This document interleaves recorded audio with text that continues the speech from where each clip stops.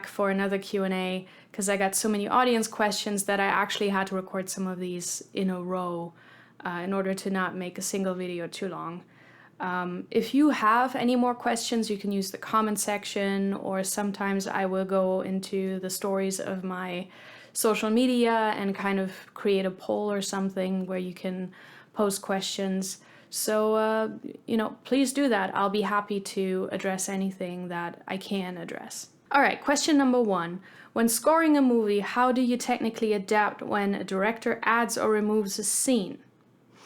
Adding or removing a scene doesn't actually create that many issues because technically only the time code changes on all the files. As long as the timing of the rest of the movie didn't change, the cue sheet is going to need an update and the timestamps on the files need to change, or we usually also have the time code of the file start in the file name, so we just have to update that. But in general, adding or removing something isn't that big of a deal. Because, of course, as I've mentioned, every cue gets its own session, so, nothing else is really affected. Also, very often we have reels, so even if something changes in one reel, it doesn't change in any of the other reels because all the reels start at timecode 0 again. So that kind of solves that problem a little bit also. Of course, if a cue is taken out, then there's a cue number missing, which, no harm done. You just take it off the cue sheet or make it invisible so that everybody can see that cue no longer exists. Also, when I deliver the final sessions, I tend to put in a marker where the cue would have been, and I let them know ahead of time, or I will just put it in the marker, 1M8 is missing, or there is no 1M8. Otherwise, they're going to ask you because they think a cue is missing. So you can do that. But overall, no harm done. If a cue is added, you obviously have a slight numbering issue. Usually what you then do is you just, if, for example, a cue has been added between 1M8 and 1M9, you can just call it 1M8A, or, really anything, 1M8B, and then call the previous 1M8, 1M8A, just anything to kind of not screw up the other cue numbers, because you don't want to retroactively change all the cue numbers, because that would be confusing. Now, cue conforming is a different scenario by which within a cue, a portion is either taken out or added, in which case that would be actual cue conforming, but that's kind of for a different video because that's a more involved process.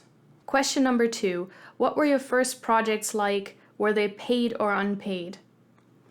Good question, that was a while ago. My own projects, the first ones were, I think, a mixed bag of paid, unpaid, but lowly paid work, but also unpaid work. But I pretty much started out as a studio assistant, so I was on salary. Also not the greatest pay you can get, but I had a monthly income from that. So I wasn't actually paid per project. So that's kind of a different scenario. But yeah, the first projects I worked on were probably short films, student projects, or low budget indie films. They did not pay much. They were mainly to build relationships and get the credit, get the experience under my belt. So, I think that's kind of the start for everyone. And then I stopped assisting probably roughly 3.5 years into it because the fees that I was getting now for my own projects on the side were getting higher than my salary, and I had enough work lined up for myself that I didn't really need to be an assistant anymore. But yeah, it took roughly, I think, 3.5 years of working to get to the point where I could comfortably live off of stuff. Probably 4 years. I think the norm that people say is 5 years. So, that's kind of the amount of time you're gonna have to stick with it before you can comfortably live off of this. Question number 3, what are some of the most important lessons you learned while assisting, and how do they help you today as a composer? It's so much. I'd say the most important lesson was workflow, especially within a team, because now it helps me with my own project management and with my own team. All the workflow videos I'm making, that's stuff I learned from assisting other composers. That's not stuff I just randomly made up. That is stuff that is done at these studios, and I took that knowledge and now I'm applying it to my own projects. I also learned how to write fast and in an economic way, which is something that a lot of beginning composers are struggling with, myself included. To really get to that certain amount of minutes per day and really be consistent. That's one of the things that also anyone I try out on a project, that's the first thing I think that they're struggling with.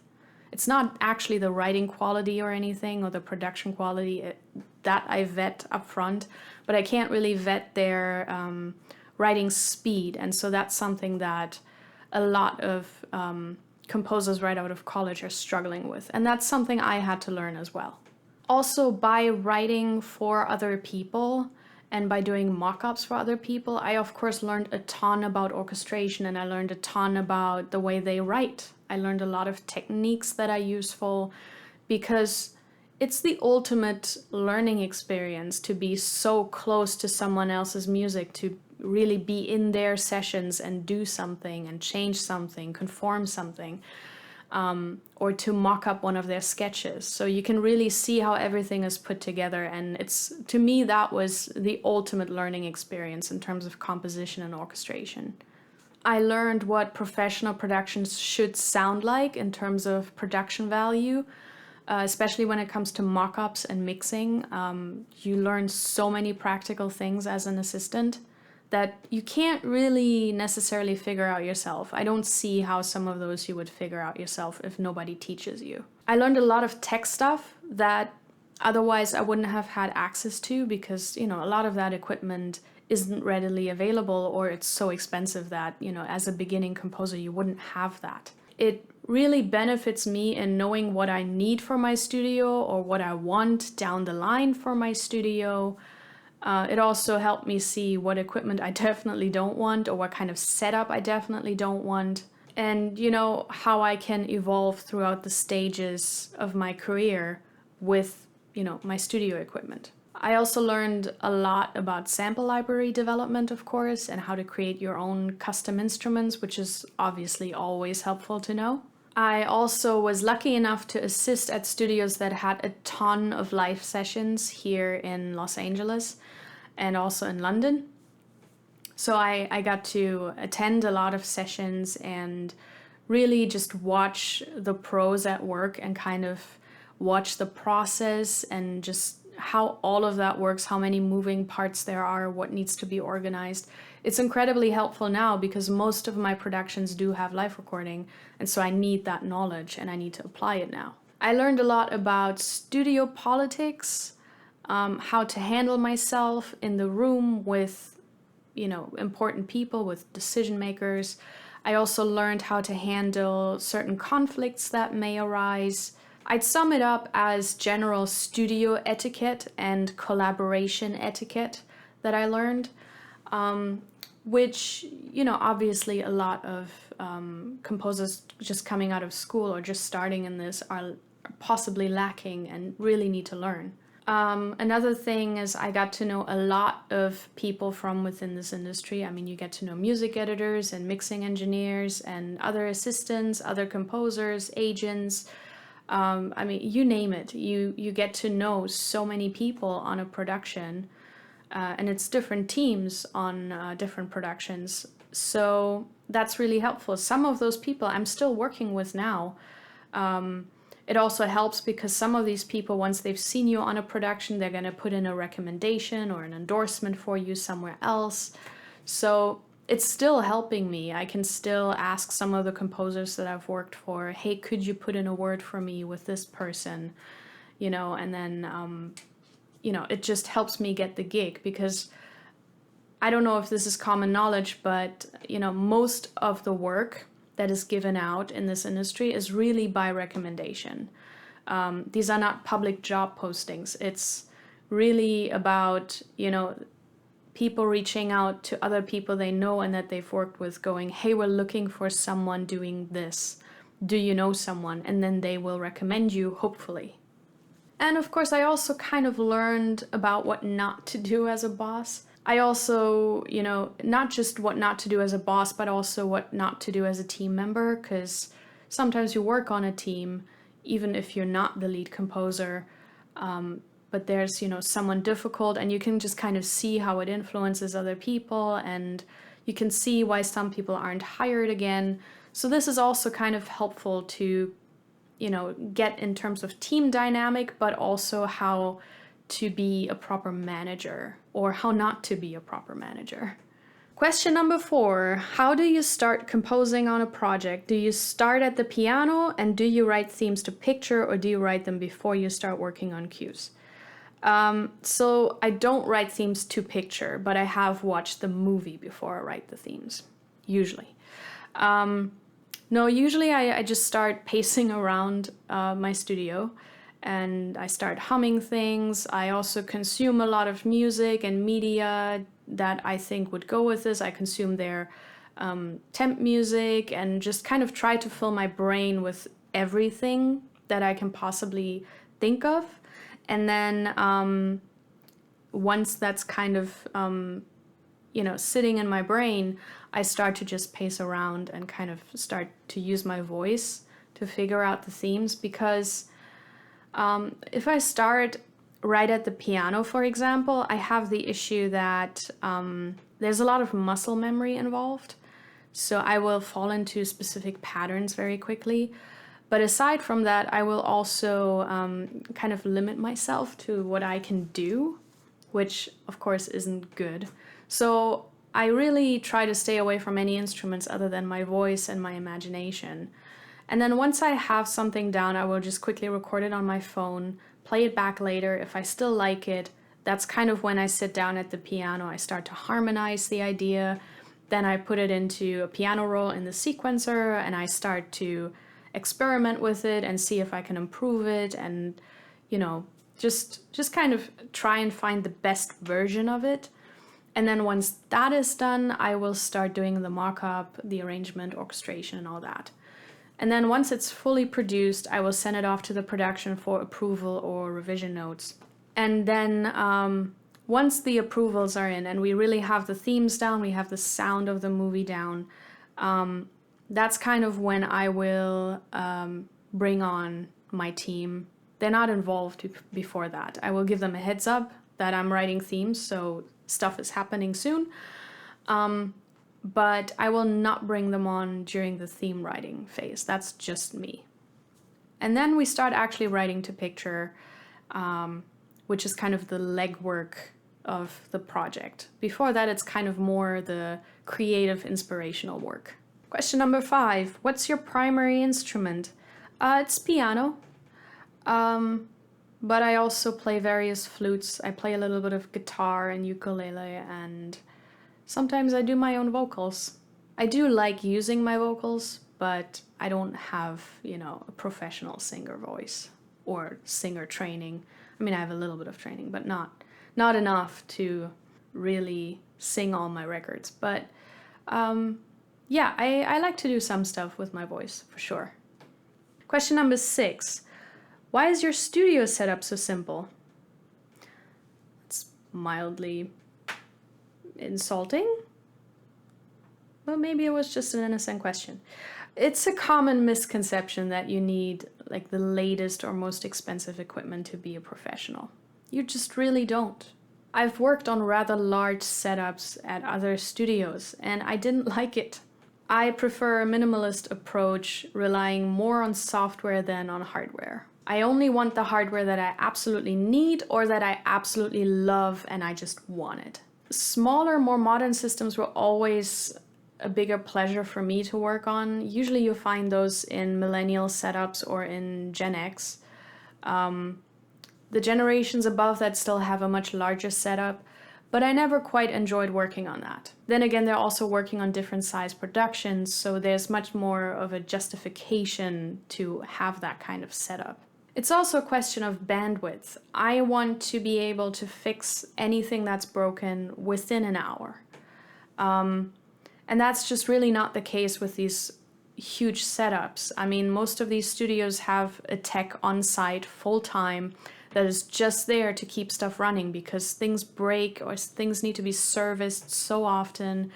They need to be, rebooted, or there's a bug, or there's something wrong, or, there's always some kind of failure.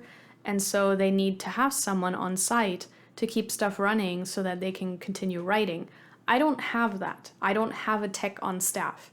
So I need to fix my own stuff, but that also means that I don't want it to interfere with my writing too much because there's only so many hours in the day that I have.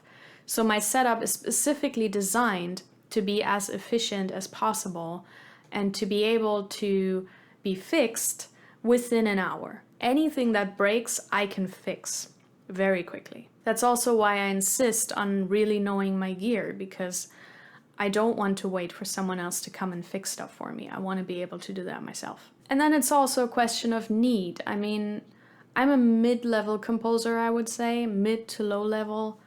I don't know really where one would put me. And this is the setup you need for that. You don't need more. Sure, if I end up working on larger productions, I might have to get more gear and I have to, invest more. And that's also when I'll get, a full-time staff that is servicing that around the clock. But, right now it doesn't fit my needs. It would be completely overkill for what I'm doing. I always say just buy what you need in that moment. Don't buy stuff that you really, really just don't need, just because it's on sale or something. After every project, or with every project, my studio gets a little upgrade, either in software or hardware, because a project might require that. But I don't just randomly go out and buy stuff just to have, a snazzier looking studio. That's really not worth it. That's a bad investment. Question number 7. What would you say is a realistic average ratio in a film score of A, temp track demands, B, the musical vision and influence of the director, C, other people's visions and influences, D, your very own compositional freedom? This question presumes that there is such a thing as a norm, which there isn't. So temp track demands really depends on the production. I mean, I've gone into that in my previous video. Really depends. Am I the music editor? Am I not the music editor? Am I on board before? Am I on board during pre-production, or am I on board during post-production? Do they have a music editor already that has temped the whole thing and they're really married to it? Sometimes they're not. Sometimes they actually don't like the temp. It's just kind of thrown in there as a placeholder. Sometimes they love the temp. I mean, there's no norm. The influence of the director also varies. Sometimes I have productions where I literally do not meet the director. I'm just interfacing with the executive or the producer. It happens a lot.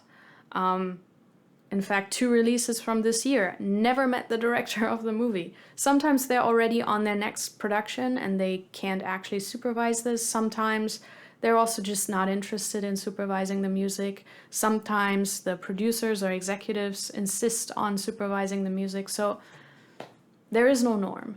And then sometimes the producers completely step away and actually let the director decide everything, and it's the director's vision. I have productions like that as well, where the director is 100% calling the shots. So there isn't really a norm. And as for my own creative vision, I mean, it's always a collaboration. Sure, sometimes I'm asked more about my opinion than other times. I also find very often productions that know what they want have a pretty good instinct about what should go with the film.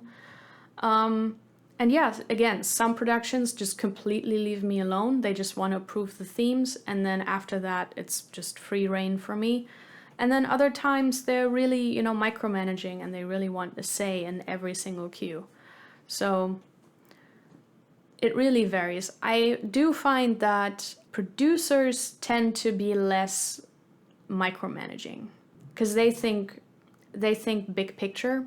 So they're a lot more concerned about whether something works or not, but they're not particularly concerned about, every tiny thing that you did.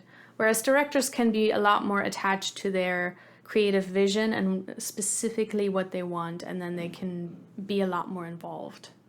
Question number 8. What are the average orchestra recording prices for a movie? There's no real answer to this because it so heavily depends on where you record, with whom you record, how much music do you record, what are the union deals in that specific region. I mean, it's so many things.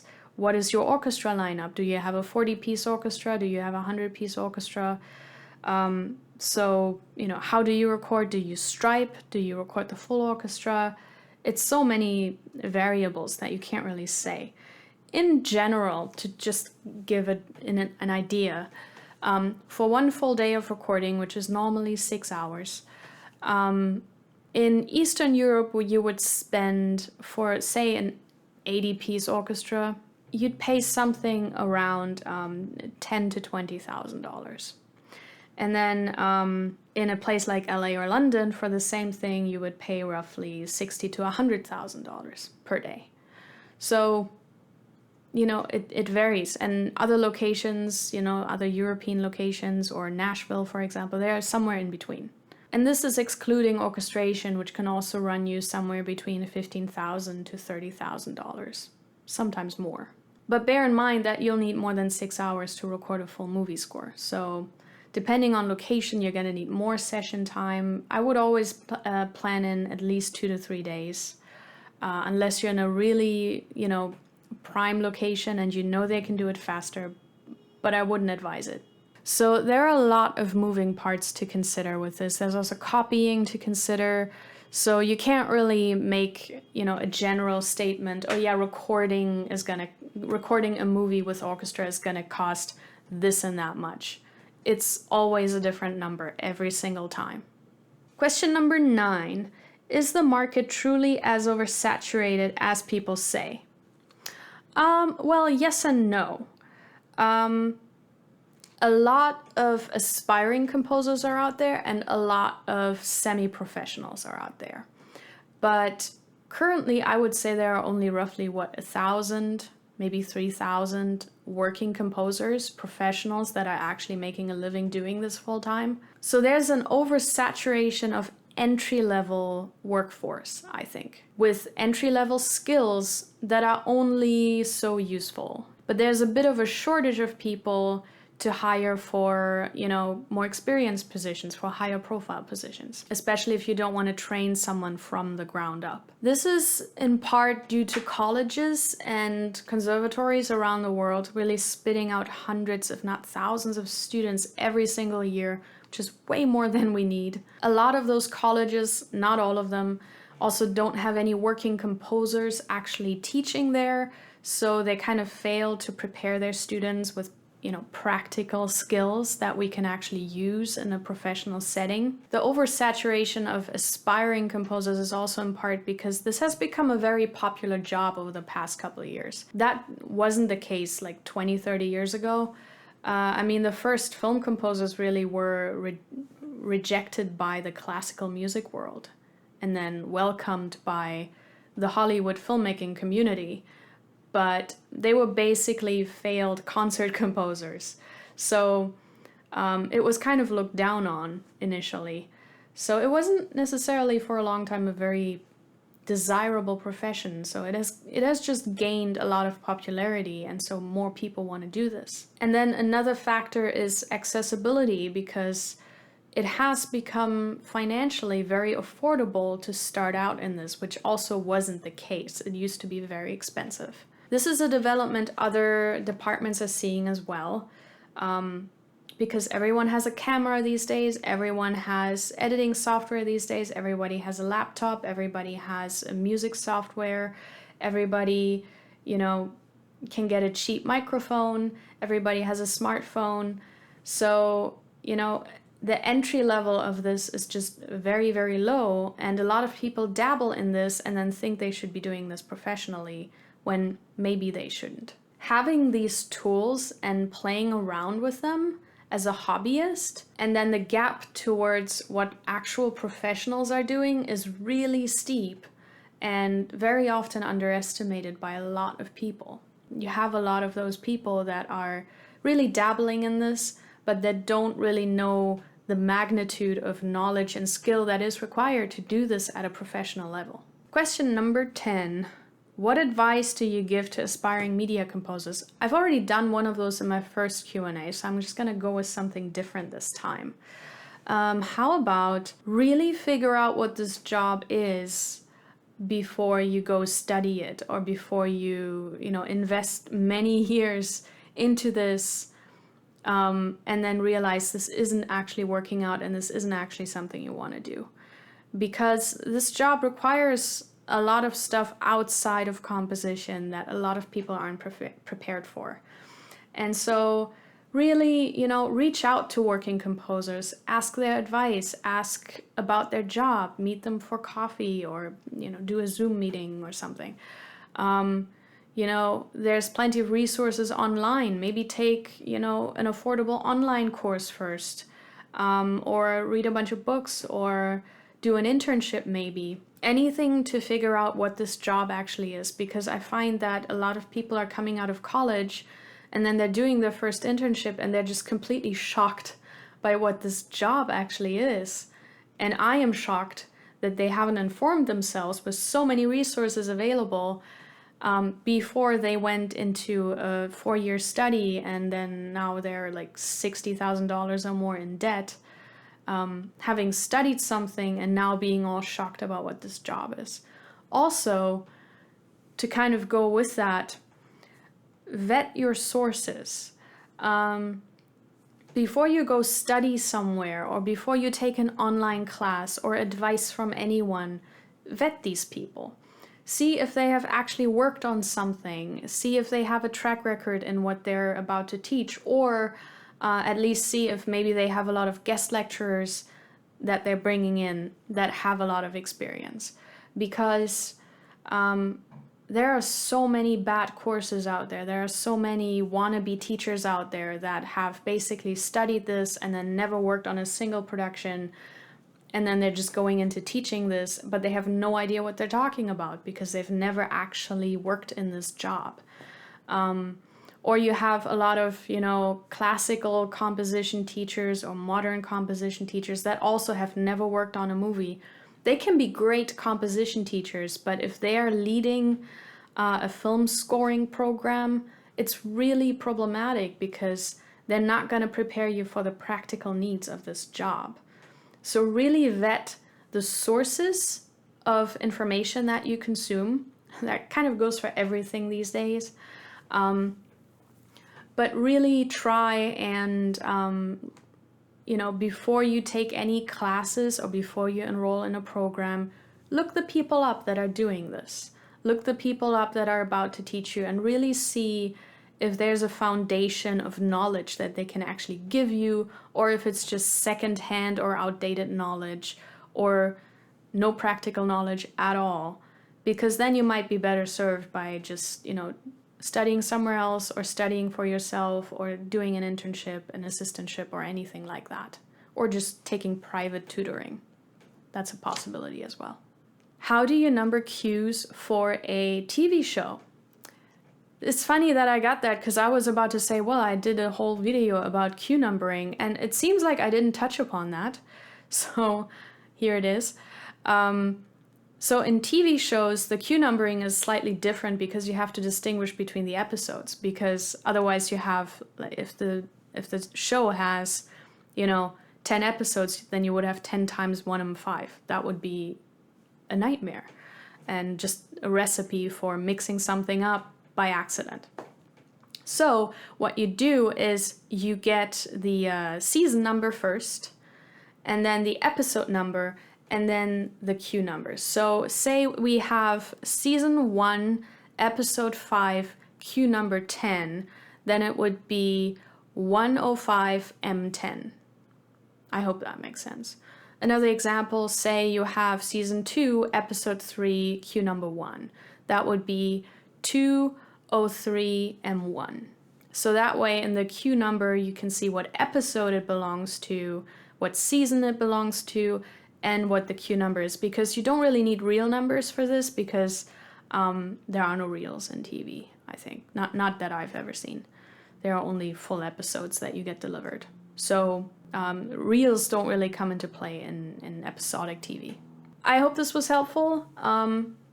I think I'm mostly out of questions. I have a couple more, but some of them warrant a longer video. So keep submitting questions for this, and I'll, make part 4 at some point when I have enough questions to answer. And I hope this was helpful.